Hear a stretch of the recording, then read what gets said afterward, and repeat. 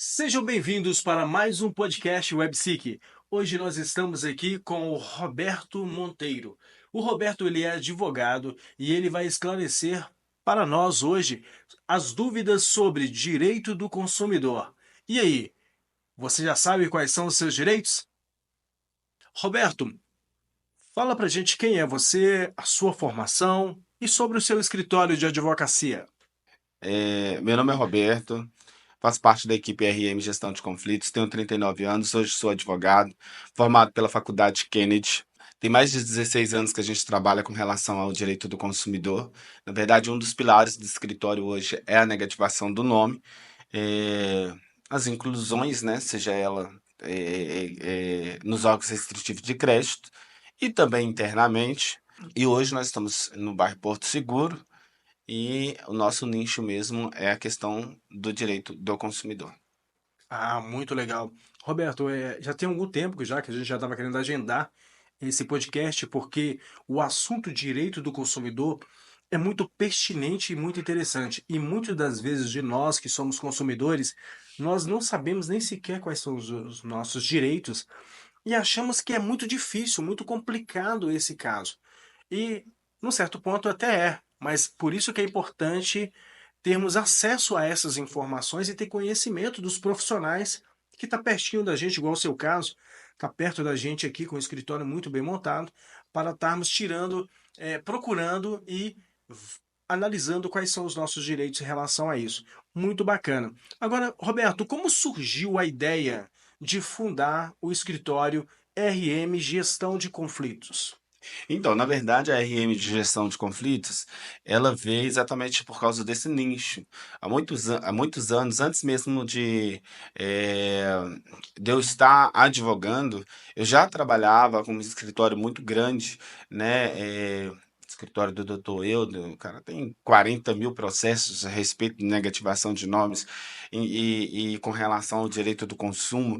E trabalhando com ele, eu notei que de fato existe muitas irregularidades que ocorrem aí na questão do consumo e às vezes as pessoas deixam para lá, né? E não correm atrás dos seus direitos. Então, baseado nesse trabalhar com ele, em aprender com ele, é que surgiu a ideia mesmo. Ele é uma referência para mim e é que surgiu a ideia mesmo aí de abrir um escritório de direito do consumidor, que é a RM Gestão de Conflitos, né? RM Gestão de Conflitos é gerir os conflitos da sociedade no que tange a questão do direito do consumidor, que eu acho extremamente pertinente, porque hoje em dia os nossos direitos são violados constantemente e muitas vezes nós deixamos para lá por ausência de conhecimento. Certo.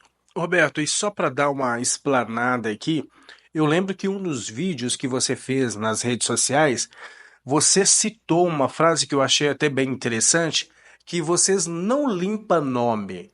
Esclarece isso pra gente aí. É porque, na verdade, as pessoas, por ausência de conhecimento, elas idealizaram que o nosso escritório limpa nome. E, na verdade, não limpa. O nosso escritório é um escritório que entra contra as irregularidades que ocorrem no ato da negativação. Ou seja, muitas coisas, muitos atos que acontecem. Antes da negativação do nome do cliente, que não são realizados pelas empresas e elas negativam o nome do cliente indevidamente. São vários, exemplo, né? São vários. Por exemplo, a ausência de comunicação da sessão de crédito. O artigo 290 do CPC fala que a sessão de crédito, por exemplo, antes na verdade, realizada a cessão de crédito ou a compra daquele crédito, as empresas deveriam comunicar ao consumidor que aquela cessão de crédito está sendo realizada. E quando assusta que não, o consumidor ele dirige a um órgão de proteção ao crédito ou faz uma consulta Serasa consumidor e chega lá, observa que o nome dele está negativado por uma empresa que ele nunca teve uma relação jurídica, que ele nunca foi nessa empresa, que ele nunca comprou nessa empresa. E aí ele fica, poxa, mas que empresa é essa? Do que se trata? Né? Como que eu posso resolver esse problema? E aí vai tentar entrar em contato com a empresa, ele vê que é uma dívida, às vezes, muitas vezes prescrita, que é outra questão, outra ilegalidade que nós analisamos, que é a prescrição, tá? Porque muitas vezes a empresa, ela negativa o nome do cliente posterior, por exemplo. A empresa hoje, ela vai negativar o seu nome, ela negativa o seu nome, por exemplo, a obrigação de fazer é hoje, que é a obrigação de pagar, né? Por exemplo, foi lá, comprou um produto, o produto vence hoje. A empresa, em vez de negativar o seu nome a partir da data que você deixou de efetuar o pagamento, ela Certo. espera, por exemplo, os 2 anos para negativar o seu nome.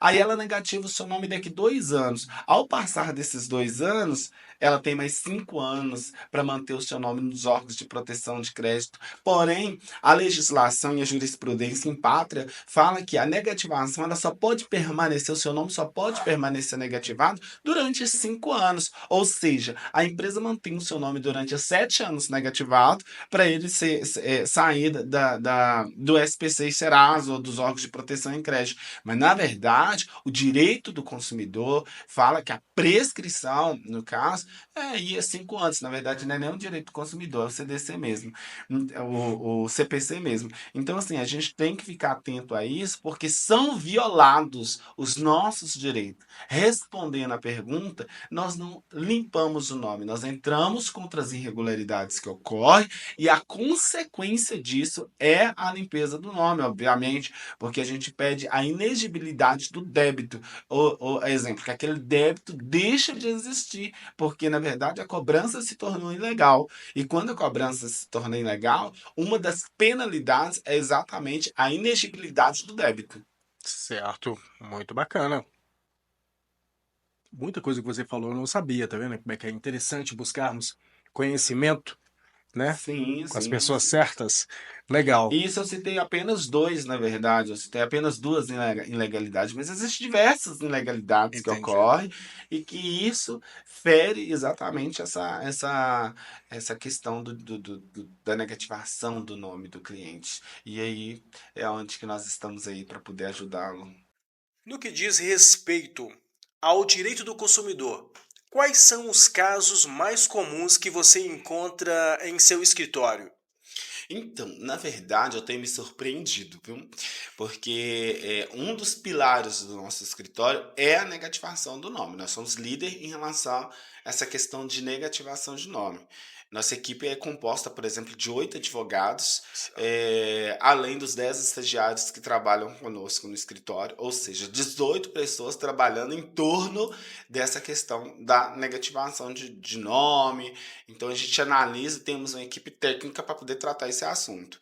Com relação a os casos mais frequentes que aparecem no meu escritório, além da negativação do nome, é a questão do direito do consumo mesmo, que é a questão aí do direito de garantia, né?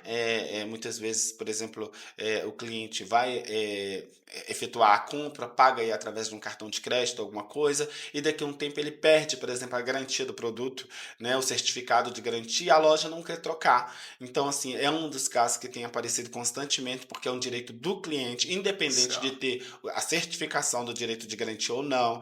A questão por exemplo, acontece muito também, questão de presos serem, falecerem, na verdade, serem executados, seria a palavra correta, dentro de presídio, né, que gera também uma indenização para os familiares, abro aspas, no caso os descendentes, quanto o cônjuge ou os pais, né? Então gera direito de indenização. Então aparece bastante esse tipo de caso no meu escritório. Em relação ao de consumo mesmo, com golpe de Pix, gente, o que tem parecido essa questão de golpe de Pix, a pessoa entra no Facebook, no Instagram e começa a comprar essas questões, comprar e vai efetuar o Pix e depois ele viu que caiu no golpe, né? Ah, certo. Então, assim, aí ele fala, o que fazer?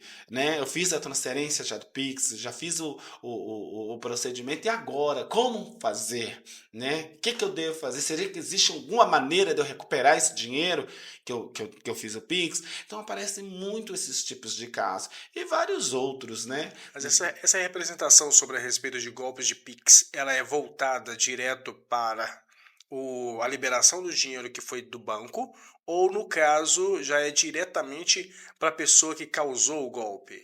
Sim, na verdade, existe duas responsabilidades. Primeiro, a responsabilidade da garantia. Uma vez que eu pego o Facebook ou o Instagram, eu estou falando a questão da segurança, Entendo. né? Que é uma garantia que nós vamos falar exatamente essa questão da segurança. É um direito básico do consumidor, o direito de segurança. Então, ele entra no Facebook, entra no Instagram, efetua uma compra, né? E quando vai ver a conta é passada, os dados, tudo, e quando vai ver cai no Pix, a responsabilidade objetiva é do Facebook e do Instagram, tendo em vista a questão da segurança jurídica que ele deveria dar para os seus as pessoas que têm, possuem, são clientes deles, né? Então, assim, eu falo questão de possuir uma conta e tal. Então, assim, essa questão é tanto a responsabilidade dos prestadores, né, de serviço, quanto a responsabilidade do infrator. Porque, na verdade, quando eu recebo um Pix, que eu não prestei um serviço, né? Eu recebo um Pix, eu não prestei um serviço, eu não fiz absolutamente nada. Eu automaticamente eu estou enriquecendo ilicitamente. E se eu enriqueço ilicitamente, é uma conduta ilícita e o infrator ele precisa ser penalizado. Entendeu? Então, tanto as pessoas são responsáveis pelo a pessoa o Instagram, o Facebook, ou a empresa que você comprou, o Mercado Pago, enfim, a empresa que você comprou, ela é responsável objetivamente, quanto o infrator também deve ser penalizado. Então a gente promove a ação judicial diante tanto dos infratores quanto também o prestador de serviço. Roberto, e como você orienta os seus clientes em relação a essas situações?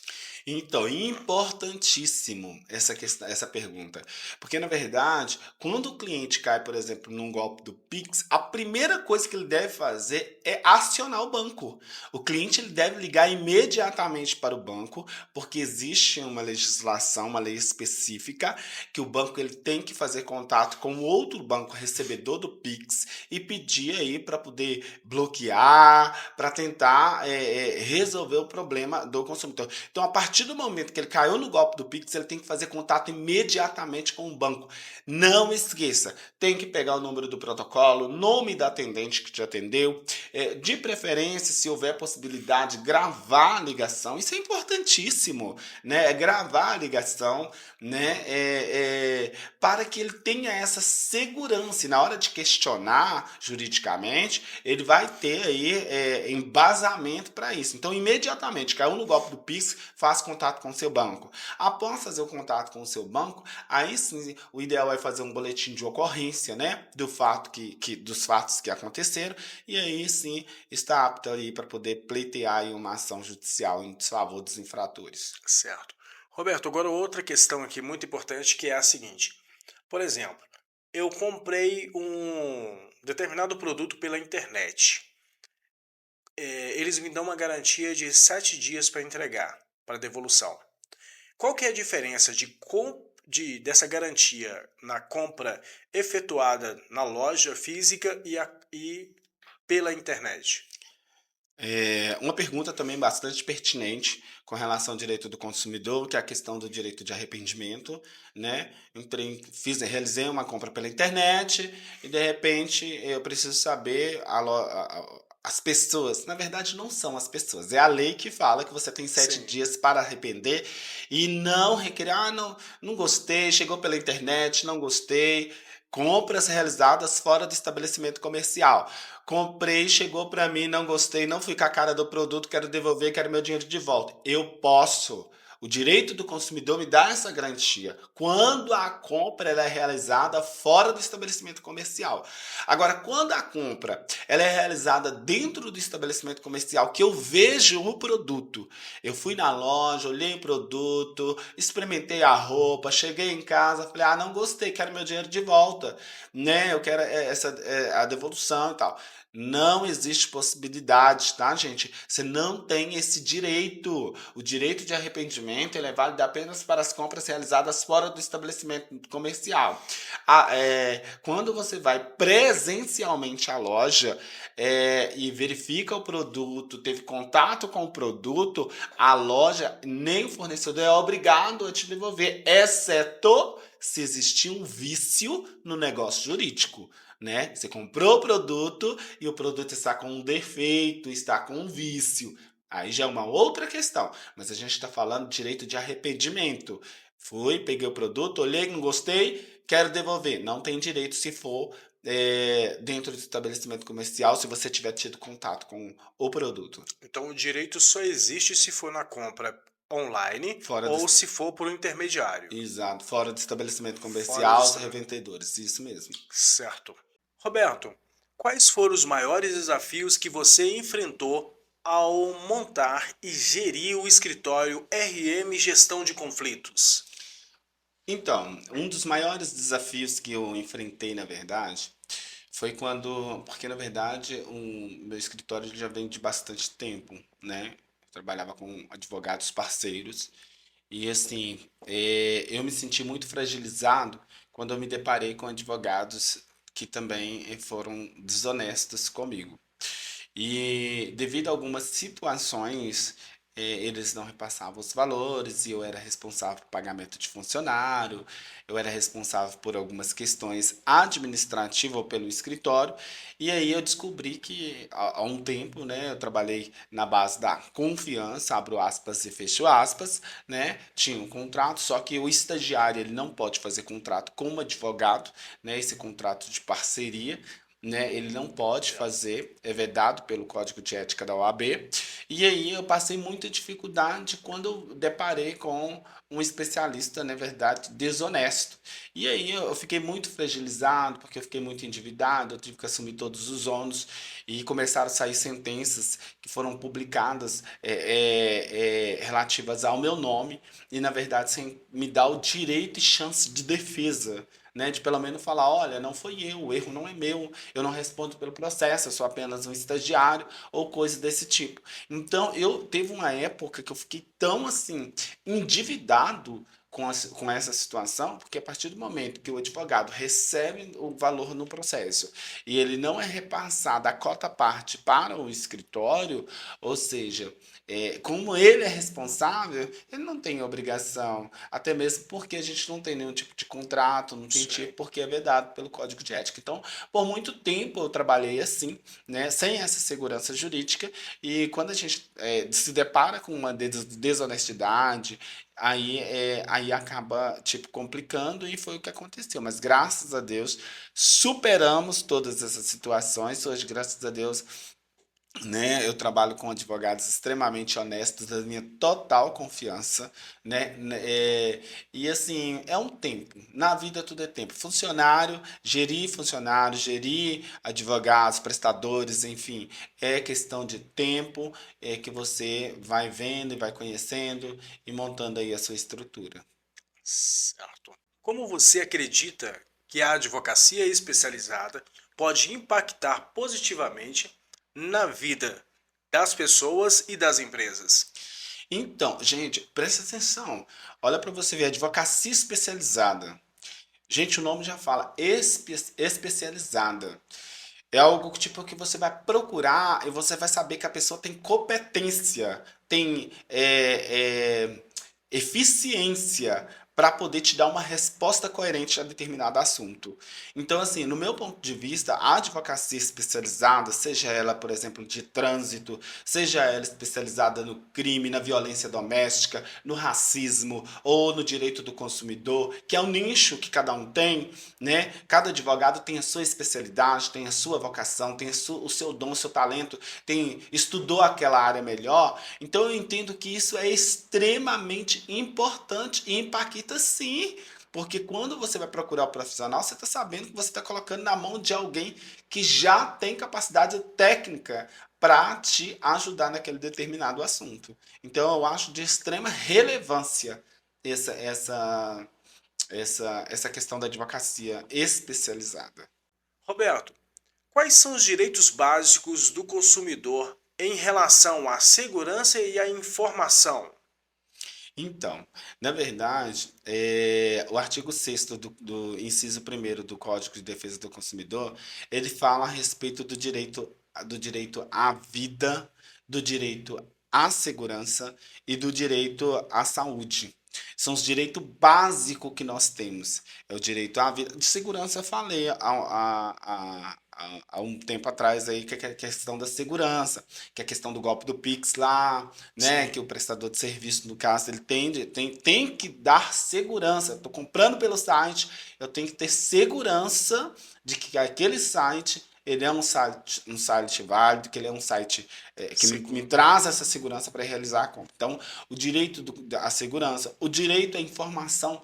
Pessoal, o inciso terceiro do Código de Defesa do Consumidor fala que que o consumidor ele tem direito à informação, que as informações sejam claras, que as informações sejam precisas, entendeu? Ele tem direito a saber os valores corretos do produto, do serviço que vai ser prestado, tá? Então, muitas vezes, igual eu peguei inclusive um caso desse essa semana, esse tempo atrás, que foi na verdade a questão da prestação de um serviço, né? É onde que eu falei com ela, mas e aí, quanto que vai ser o seu serviço? Ah, não sei. Só para poder aí te passar o orçamento do serviço, eu vou te cobrar X. Não pode! O orçamento, ele é obrigado a me fornecer, o prestador de serviço, ele é obrigado a me fornecer o orçamento com o valor, a forma de pagamento, o valor e de forma clara, especificado, detalhado. Isso é um direito básico, é o inciso terceiro do CDC, do artigo 6º do Código de Defesa do Consumidor. Então traz esse direito. E o artigo 1º fala a respeito do direito à vida, do direito à segurança. Entendeu? Direito à vida, eu falo, por exemplo, a pessoa está precisando de um medicamento, entendeu? Ela precisa de um medicamento urgente, porque a vida dela, se ela não tomar aquele medicamento, pode acontecer alguma coisa. O Estado tem obrigação de prover esse medicamento para a pessoa. Então, Roberto, assim, deixa eu ver se eu estou entendendo. Se por acaso eu solicito um profissional para fazer determinado tipo de trabalho e ele queira me cobrar para ir até a minha residência para fazer um orçamento referente àquele trabalho pelo direito do consumidor, isso não está ele previsto. não pode fazer isso. Ele não pode te cobrar para te passar um orçamento. Ele tem que te cobrar pelo serviço que ele está prestando. O orçamento, o valor, o preço, isso é dado a partir do momento que ele diz, olha, eu tenho que fazer isso, isso e isso, o valor é. Ele tem que te passar. Agora, para ir fazer um orçamento, ele não pode te cobrar. Ah, interessante. Agora, por exemplo, como você falou a respeito da segurança, só para recapitular aqui, se eu entro em determinados sites ou redes sociais, seja qual for o veículo que eu estou usando como intermediário, e ali vai ter uma transação financeira por meio do Pix ou cartão, aquele veículo que está fazendo de transação, ele é responsável por essa, por essa intermediação. Então ele responde por isso, se porventura tiver alguma fraude. Sim, ele responde objetivamente por isso, tá? Porque ele tem que te trazer segurança. Ah, A prestação de serviço dele, o site, ele tem que te trazer segurança do serviço prestado, entendo. né? Então, no caso, se a compra foi realizada por aquele intermédio ali, se ele foi a ponte, né, disso, ele responde também objetivamente. Certo.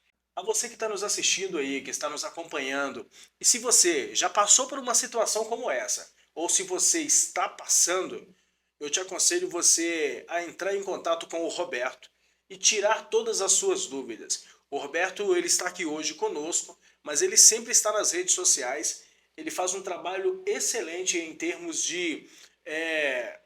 em termos de ajudar mesmo as pessoas nessas questões de dúvidas sobre os seus direitos. Então, já fica aí a dica: não guarde para si e não fique no prejuízo. Tire as suas dúvidas e busque os seus direitos, ok? Em caso de defeitos ou não conformidade aos consumidores, tem direito à reparação, substituição ou reembolso a respeito dos produtos? Sim, o artigo 12 do CDC, do Código de Defesa do Consumidor, dá essa garantia ao consumidor. Aí ele tem direito de ser reparados pelos danos causados pelos defeitos nos produtos, serviços, né? Então, assim, o artigo 12 ele traz esse direito aí ao cliente de ser reparado sim comprei um produto, o produto veio com um defeito, né? Eu tenho total direito de ser reparado, ou pela aí a devolução do produto, né, e pegar outro, ou, né, mas ele tem o direito à reparação. Roberto, os consumidores estão protegidos contra publicidade enganosa e práticas comerciais desleais? Sim, sim. Na verdade, isso tem sido um caso repetitivo em nossa cidade. Até mesmo eu falo de mim. Já passei por situações dessas, de propagandas enganosas, né, que inclusive está a nossa garantia no artigo 37, onde fala que trata aí a questão das propagandas enganosas, e a questão também do artigo 67, que fala que inclusive é crime sob pena de detenção de de até um ano, né, com relação a essa questão de propagandas enganosas.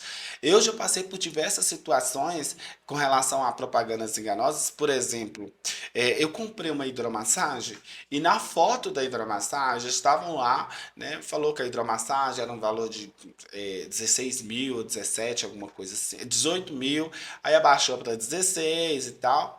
E aí mostrou a foto lá da hidromassagem. A foto estava com as cabeceiras, onde você encosta, né? A cabeceira e você coloca. Na hora de instalar, eles instalaram tudo bonitinho, hidromassagem e tal.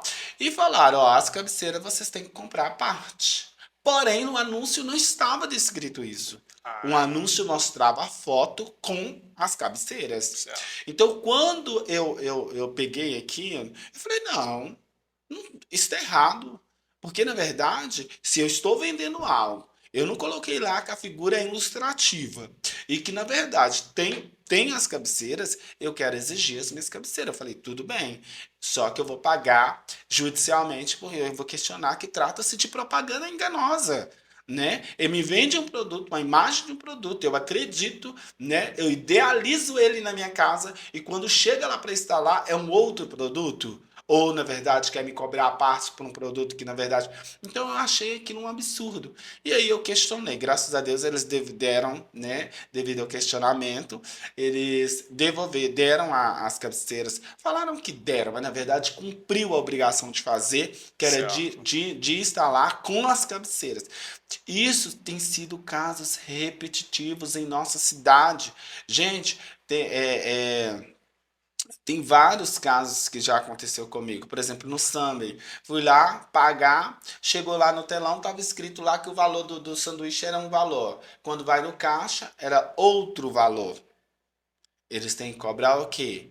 Ah, não, é porque tá errado. Falaram pra mim, é porque tá errado lá na tela. Se tá errado, independente de estar errado ou não, não quero saber. Eu sei que a propaganda tá falando que é um preço. Certo. Então tem que ser cumprido aquilo que está descrito lá no painel. Eu quero que o caixa cobre aquele valor que está lá. E é isso. Propaganda enganosa está. Essa proteção, primeiro, vem falando no artigo 37 do Código de Defesa do Consumidor o que é, e no 67 fala, inclusive, que é crime.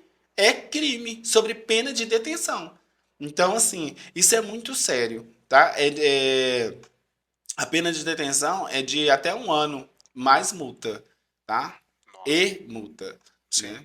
Então nós temos que realmente entender os nossos direitos e fazer uso deles, Com né? Com certeza, porque certeza. o direito não socorre aqueles que dormem. Ah, exato.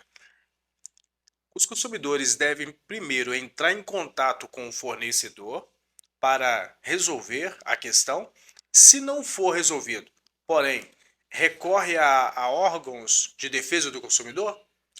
Então, gente, isso é um caso muito sério, porque as pessoas, elas pensam que para poder você buscar o judiciário, você precisa demonstrar o interesse de agir.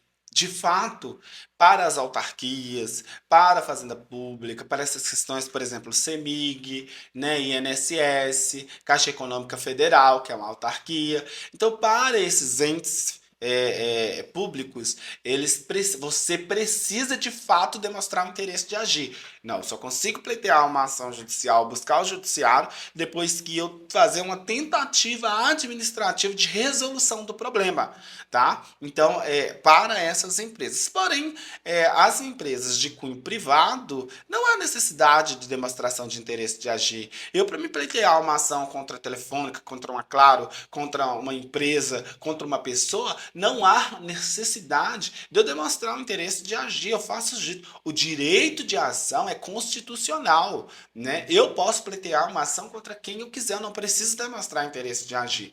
Tá? Então, essa questão é importantíssima a pessoa entender. Ah, eu tenho que buscar arbitragem, é opcional a arbitragem. A conciliação é opcional. Hoje, os juizados especiais, nós temos leis agora específicas, inclusive, que tem que demonstrar o interesse de agir através de negociação dos sites, né, do consumidor e tal. Você tem que demonstrar essa tentativa de resolução extrajudicial para poder pleitear uma ação judicial. Tem leis nesse sentido, inclusive várias ações que eu pleiteei, às vezes eu tive que readequar exatamente porque surgiu essa lei que tem que demonstrar o interesse de agir para juizados especiais. Mas para a justiça comum, que é o que mais eu trabalho, porque eu não gosto muito de juizado especial nesse quesito, exatamente porque às vezes eu preciso pedir uma perícia técnica e o juizado especial não tem competência para isso. Então, assim, a gente utiliza muito a justiça comum, exatamente pela questão aí da disponibilidade que eles têm, de recursos que eles têm. Mas, enfim, respondendo à pergunta, para certos entes é necessário demonstração do interesse de agir, ou seja, uma tentativa extrajudicial com uma empresa. Por exemplo, as autarquias, no caso Caixa Econômica Federal e tal. Outros, não há necessidade, empresa privada, não há necessidade de demonstração de interesse. Direito do consumidor, não vejo necessidade, exceto se você pleitear no juizado especial, né? Se pleitear mesmo no juizado especial, que, conforme eu falei, já existe legislação que obriga mesmo aí a tentativa de forma extrajudicial. Naquele caso, por exemplo, que você se colocou, que você comprou um produto e estava com propaganda enganosa. Ali, naquele caso, você teve uma negociação direta com o fornecedor. Sim, E eles, resolveu. e eles resolveram. Sim. Ok. Aí eu Mas, não pleiteei a ação judicial, não quis questionar judicialmente. mas se porventura você naquele momento não quisesse ter aquela discussão, aquela negociação ali, você já poderia ter ido, você já poderia ter pleiteado uma. Pessoal, o que precisa ser entendido é a seguinte forma. Toda vez que você se deparar com uma situação que é o seu entendimento, você acha que você está sendo lesada, que você está sendo enganada, que você está passando por uma situação assim vexatória, você precisa adquirir provas. Não basta falar, você tem que adquirir provas. Eu peguei meu celular, fui lá e já gravei a tela lá demonstrando que o valor era 1. No caixa, eu falei: você não vai me cobrar? Ou você vai me cobrar? Se você me cobrar o mesmo valor, beleza. Agora, se você não for cobrar o mesmo valor, me dá a notinha aí do caixa, porque eu quero demonstrar que eu tô pagando outro valor. Aí, baseado nessas provas, Entendi. se o fornecedor do produto ou o prestador de serviço não retratar com relação a esse procedimento que está errado, aí sim eu tenho força para poder pleitear aí uma ação judicial e buscar os meus direitos. Certo. Roberto, agora voltando um pouco sobre a questão da RM. Me fala aí, quais são os seus planos futuros para o escritório da RM Gestão de Conflitos? Então, gente, na verdade, não adianta nada a gente estudar, estudar, estudar e adquirir um certo conhecimento e não distribuir, e não usufruir dele. E não, na verdade, não é usufruir, seria a palavra correta. Na verdade, é não utilizar ele para ajudar o próximo. Então, eu tenho um entendimento muito grande e eu faço muito isso, às vezes, que é a questão de ajudar mesmo o próximo. Que hoje, principalmente na cidade onde nós residimos, que é Ribeirão das Neves, uma cidade onde está localizado o escritório, as pessoas não trata-se de pessoas de nível um pouco mais elevado financeiramente dizendo, né? A gente não está falando de uma classe alta, a gente está falando de uma classe acontece que as pessoas não têm muito recursos financeiro, né? Então, a gente não trabalha de forma pro bono, né? De forma gratuita, mas também a gente tenta facilitar para o consumidor, que é parcelando. A OAB também veda a gente também cobrar inferior o preço da tabela e essas questões. Então, a gente tem outros métodos, que é parcelar para o cliente, né? Às vezes o cliente quer entrar com uma ação de pensão, quer entrar com uma outra ação, a gente verifica a possibilidade, né, de cobrança no êxito da demanda. Eu não vejo objeção com relação a isso. É mais por uma questão de ajudar. Então, os meus planos é exatamente contribuir para uma sociedade melhor, né? É contribuir para o bem-estar da sociedade. Estou montando ainda minha equipe não está completa totalmente, mas assim, a gente já tem uma equipe aí com 8 advogados que trabalham por trás, e assim, eu acho interessantíssimo, porque eu tenho advogados de todos os ramos, advogado trabalhista, eu já tenho advogado criminal, eu já tenho advogado civilista, eu já tenho advogado que trabalha com previdenciário, eu preciso atender minha sociedade num todo. Agora, eu não tenho um advogado tributarista, né? Existe outros métodos que eu gostaria, advogado de trânsito. A gente precisa ter o melhor para poder atender a sociedade de uma forma mais completa. Então, os meus planos futuros é exatamente trazer para perto de mim alguns advogados que atuam em outras demandas, que surgindo a gente também possa estar repassando e atendendo a nossa sociedade de uma forma mais coerente, contribuindo para uma sociedade melhor.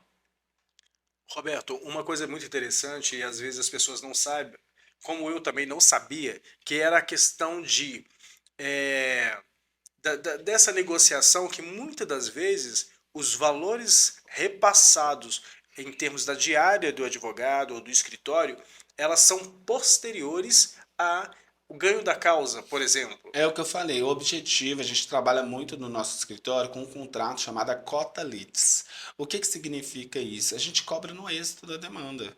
Então, a maioria das nossas ações, não posso falar na totalidade, a maioria das nossas ações a gente trabalha com a cobrança no êxito, no final da ação. Certo. Então, se foi frutífera, né? Se o nosso trabalho teve êxito na demanda, a gente vai cobrar do cliente. Se não teve, infelizmente, não há possibilidade, às vezes, de cobrar do cliente, ou se cobrar, cobra um valor risório, né? Mas é isso, geralmente a gente trabalha com o contrato cota litis, eu até prefiro. Ah, entendo. Olha, você que está nos assistindo aí, que se ficou dúvidas, entre em contato, tire suas dúvidas. Não reserve o direito de exercer o seu direito, porque, como o Roberto está explicando aqui, muitas das vezes nós deixamos, né, de entrar com uma causa porque a gente pensa, poxa, os ônus ali do trabalho do advogado é muito caro e tal, e às vezes a gente não está naquele momento com aquela questão financeira para investir nessa questão de buscar os nossos direitos em alguma causa. Mas, devido ou qual for a causa, como o Roberto está explicando, ele pode ser negociado para ser pago posteriormente. Então, não deixe de buscar os seus direitos por causa desse detalhe. Primeiro, busque as informações corretas, orientações e busque os seus direitos. Bacana? Roberto, agora para nós concluirmos, qual mensagem que você pode deixar para nós aqui do podcast WebSeek e para todos aqueles que estão nos ouvindo em relação a os direitos dos consumidores? Qual mensagem que você pode deixar de impacto aí para que a gente não venha. Então, primeiramente eu queria elogiar o trabalho de vocês, que eu acho de extrema importância esse podcast, principalmente Bacana. para esclarecer para os clientes, para esclarecer para as pessoas o direito que elas possuem, né? E vários direitos que é igual eu sempre falo, é, o povo tem até uma mensagem, na verdade, bíblica com relação a isso, que é o povo perece por ausência de conhecimento. Ou seja, Verdade. as pessoas, elas perecem, isto é, elas morrem, elas falecem porque não têm conhecimento. E isso acontece de fato, porque muitas vezes as pessoas elas não têm conhecimento daquela causa, daquela situação, e ela também não busca, e aí ela deixa para lá. Então, assim, eu acho de extrema importância essa atitude suas, Bacana. de proporcionar para as pessoas esse tempo de conhecimento, esse tempo de saber quais são os seus direitos. E assim, não deixe de buscar os seus direitos. Não deixe, porque o direito, ele jamais socorre aqueles que dormem. E isso é fato. A partir do momento que você deixa de buscar o seu direito vai perecer, porque existe o tempo de prescrição, né? Por exemplo, ações trabalhistas, elas prescrevem com 2 anos. Se com 2 anos você não pleitear uma ação judicial trabalhista para requerer aquele período que você trabalhou sem carteira assinada, aquele período que você trabalhou sendo assediado, aquele período. Se você, por exemplo, deixar isso, de exercer esse direito. Olha, para vocês terem uma noção, eu tenho um caso, inclusive em Santa Maria de Sansuí, que eu achei assim, extremamente assim. Eu fiquei com pena da pessoa. Porque, por exemplo, o filho dessa senhora faleceu dentro de uma cisterna no momento de trabalho. E ela não pleiteou uma ação para requerer aquilo que é de direito. E hoje prescreveu. Quando ela me procurou para requerer esse direito, infelizmente não haveria mais tempo de reparação civil nesse âmbito. Então, Nesse âmbito, porque tratava-se de uma ação trabalhista. Então, assim, o direito ele não socorre aqueles que dormem. Então, para as pessoas que estão nos ouvindo, não deixe para lá. Não deixe, porque quando você deixa para lá, você deixa de penalizar o fornecedor de produto ou serviço para que ele não faça aquilo mais com outras pessoas, e de igual forma você também deixa os seus direitos para lá e não recebe a reparação civil por isso. certíssimo. Que mensagem bacana, né? Uma orientação muito boa. Pessoal, nós ficamos por aqui nesse podcast. Eu te agradeço por você ter nos assistido e fica aí o convite para você continuar conosco assistindo os próximos episódios do podcast WebSeek. E eu agradeço desde já ao Roberto, ao escritório dele que disponibilizou o profissional aqui para estar esclarecendo essas nossas dúvidas, né? E os meus agradecimentos para você, Roberto. Muito obrigado também por ter nos recebido aqui. Eu agradeço em nome da RM por ter nos escolhido, né, para poder estar aqui. E é isso, pessoal. Qualquer dúvida, a gente está deixando aí o nosso arroba, o nosso e-mail, e a gente está aqui para esclarecer para vocês as dúvidas pertinentes ao direito do consumidor. Até o próximo podcast WebSeek.